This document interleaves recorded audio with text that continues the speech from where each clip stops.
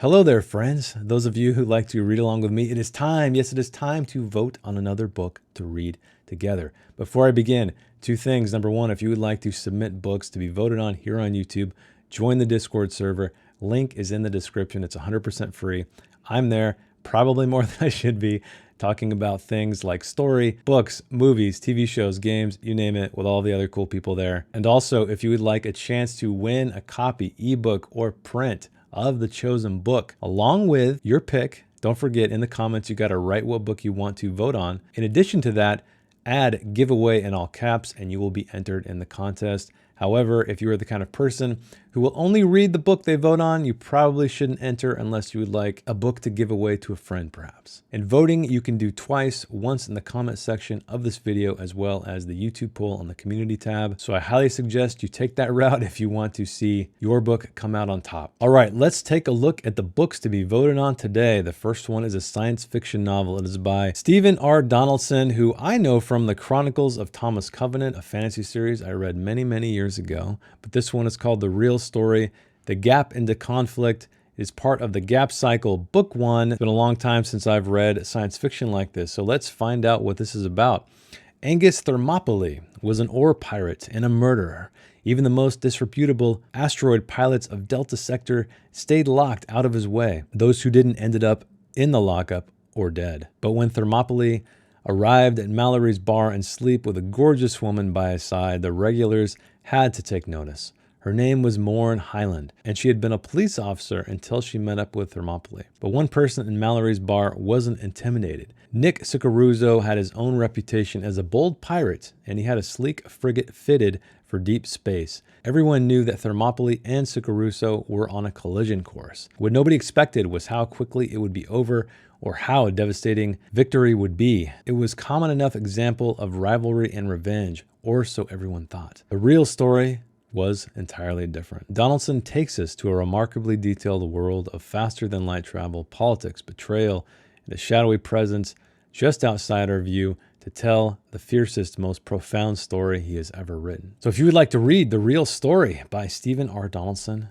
cast your vote in the comments down below. And the poll, don't forget the poll. Book 2 is titled White Cat, Black Dog, and it's by Kelly Link, an author I have never read before. So this is a collection of short stories, but finding seeds of inspiration in the stories of the Brothers Grimm, 17th century French lore, and Scottish ballads, Kelly Link spins classic fairy tales into utterly original stories of seekers, characters on the hunt for love, connection, revenge, or their own sense of purpose. In The White Cat's Divorce, an aging billionaire sends his 3 sons on a series of absurd goose chases to decide which child will become his heir.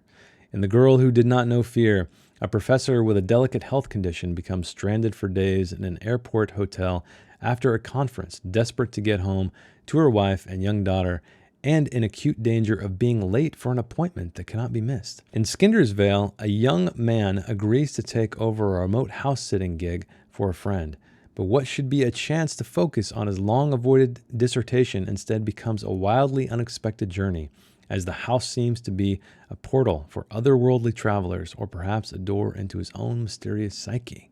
But twisting and turning in astonishing ways, expertly blending realism and the speculative, witty, empathetic, and never predictable, these stories remind us once again why Kelly Link is incomparable in the realm of short fiction.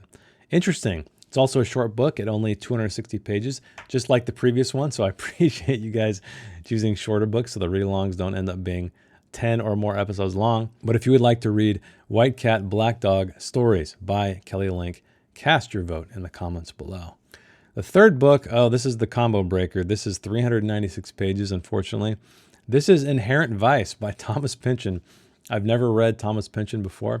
I have seen the film Inherent Vice. I barely made it through it, so it'll be interesting to see if the book is better or worse than the film. But let us see what this is about, because I have no memory. But part noir, part psychedelic romp, all Thomas Pynchon. Private-eyed Doc Sportello surfaces occasionally out of a marijuana haze to watch the end of an era.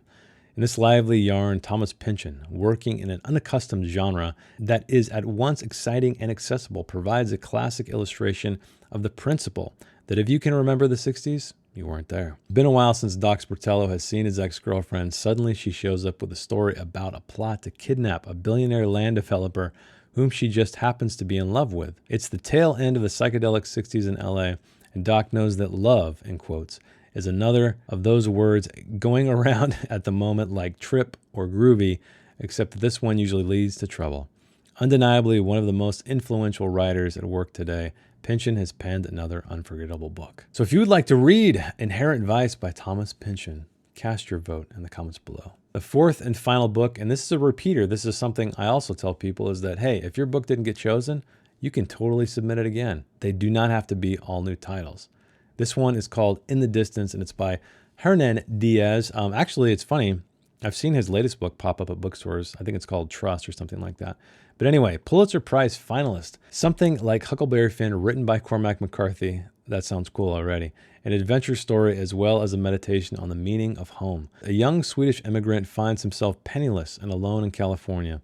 The boy travels east in search of his brother, from whom he was separated in the crowds and chaos during their journey across the sea. Moving on foot against the great current of immigrants pushing west, he is driven back again and again, meeting naturalists, criminals, religious fanatics, swindlers, Indians, and lawmen, and his exploits turn him into a legend. Just as its hero pushes against the tide, this widely acclaimed novel defies genre conventions and upends the romance and mythology of America's Western experience and rugged individualism. Sounds cool, sounds different. I would totally be down to read it. So if you would like to read In the Distance by Hernan Diaz with all of these amazing accolades, cast your vote in the comments below. To summarize, the 4 books we have to vote on are The Real Story, The Gap into Conflict by Stephen R. Donaldson, White Cat, Black Dog Stories by Kelly Link, Inherent Vice by Thomas Pynchon, In the Distance by Hernan Diaz. You know how to vote, so go do it. I can't wait to read this next book along with you. All of these sound amazing. They sound very different. So I will see you next week when I announce not only the winner of the giveaway, but also the book we are going to read. But thanks for watching, and I will see you in the next one. Bye.